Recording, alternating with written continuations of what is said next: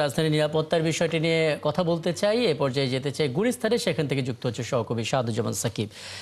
সাদুজ্জামান সাকিব, আপনার সঙ্গে যখন কথা হচ্ছিল তখন 7:30 বা 8:45 মতো বাজে এবং আপনি শাহবাগ থেকে বলছিলেন ঘণ্টাখানেক পর হয়তো পরিস্থিতি সম্বন্ধে পরিষ্কার ধারণা পাওয়া যাবে, আমাদেরকে জানাচ্ছিলেন। সময় অনেকটা গড়িয়েছে, 11টা বাজতে যাচ্ছে, 10:30 পার হয়ে গেছে এবং প্রচুর গাড়ি ঘোড়া চলছে, আপনার পেছনে দেখতেও পাচ্ছি। সার্বিক চিত্রটা আমাদেরকে জানাবেন, সাধারণ মানুষের প্রতিক্রিয়া, আইনের যে অবস্থা, আইন শৃঙ্খলা বাহিনীর অবস্থা একটু জানাবেন আমাদেরকে।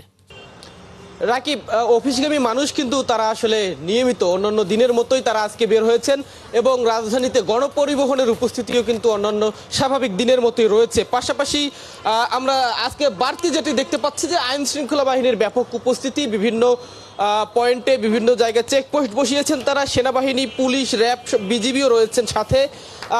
এবং জনজীবন এক কথায় বলতে গেলে খুবই স্বাভাবিকভাবেই চলছে সবকিছু।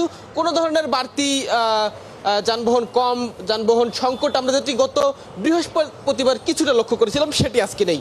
মানুষ যেটি বলবার চেষ্টা করছেন যে তারা আসলে তাদের কাজেই বের হয়েছেন, কোনো ধরনের ভয় ভীতি বা কোনো ধরনের আশঙ্কা এই মুহূর্তে তাদের মধ্যে নেই। তারা বলছেন যে যেহেতু অতীত আওয়ামী লীগ তারা দেশে নেই, দেশের বাইরে থেকে তারা আসলে সামাজিক যোগাযোগ মাধ্যম সহ বিভিন্ন জায়গায় আসলে রাতের বেলা ককটেল ফাটানো কিংবা অগ্নিসংযোগ করেছেন, সেগুলোতে তারা আসলে খুব একটা আতঙ্কিত নন। তারা বলছেন যে জনগণের সমর্থন না থাকলে আসলে কোনো ধরনের কর্মসূচি সফল হতে পারে না, তেমন কথা কিন্তু তারা বলছেন। কিছুক্ষণ পরে হয়তো শেখ হাসিনা সহ 3 আসামির রায় পড়া শুরু হবে আদালতে এবং সেটির পর পরিস্থিতি আসলে পাল্টে যায় কিনা বা পরিস্থিতি কি হয় সেটি আসলে পরবর্তীতে জানাবার বিষয়। তবে এখন পর্যন্ত মানুষ স্বাভাবিকভাবে চলাফেরা করছেন। রাজধানীর বিভিন্ন জায়গায় আমরা ঘুরেছি, পল্টন, বাইতুল মোকাররমের আশেপাশে মতিঝিল, শাহবাগ সহ বিভিন্ন এলাকায় ঘুরে যেটি আমরা লক্ষ্য করেছি যে দোকানপাট খুলেছে এবং অফিসগামী মানুষ তারা আসলে অফিসে বের হয়েছেন, তারা স্বাচ্ছন্দ্যে আসলে এখন পর্যন্ত চলাফেরা করতে পারছেন।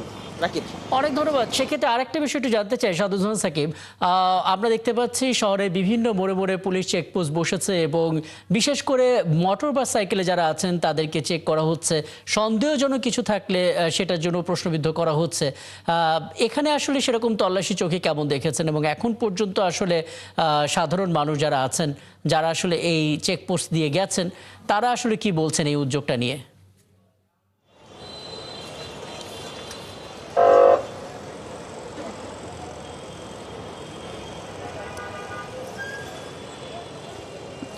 সাধারণ মানুষ পুলিশের এই চেকপোস্টকে সাধুবাদ জানাচ্ছেন। তারা বলছেন যেহেতু গত রাতেও বিভিন্ন জায়গায় ককটেল বিস্ফোরণ কিংবা অগ্নিসংযোগের ঘটনা ঘটেছে, কাজেই রাজধানীতে যেন এই ধরনের কোনো অপ্রীতিকর ঘটনা আজকে অন্তত না ঘটে, সে কারণে পুলিশের যে নিরাপত্তা চৌকি, তল্লাশি চৌকি, সেটিকে সাধারণ মানুষ সাধুবাদ জানাচ্ছেন এবং তারা এখন পর্যন্ত কিন্তু প্রশাসনকে সার্বিকভাবে সহযোগিতা করছেন। পুলিশও আসলে নিরাপত্তা নিশ্চিত রাখবার জন্য সন্দেহভাজন কাউকে দেখলেই তারা আসলে তল্লাশি করছেন, কোনো কিছু তাদের কাছে রয়েছে কিনা কিংবা কোনো ধরনের অস্থিতিশীলকারী, নৈরাজ্যকারী আসলে রাজধানীতে প্রবেশ করে কোনো ধরনের অপ্রীতিকর ঘটনা ঘটান কিনা সেটির জন্য তারা কিন্তু সজাগ দৃষ্টি রেখেছেন। রাকিব, খুব চমৎকার করে আসলে বর্ণনা করলেন সাদুজ্জামান সাকিব। নিশ্চয়ই আপনার প্রতিবেদনে আরও বিস্তারিত আমরা পেতে থাকবো এবং নতুন কোনো পয়েন্ট থেকে পরবর্তীতে আপডেট আমরা জানবো।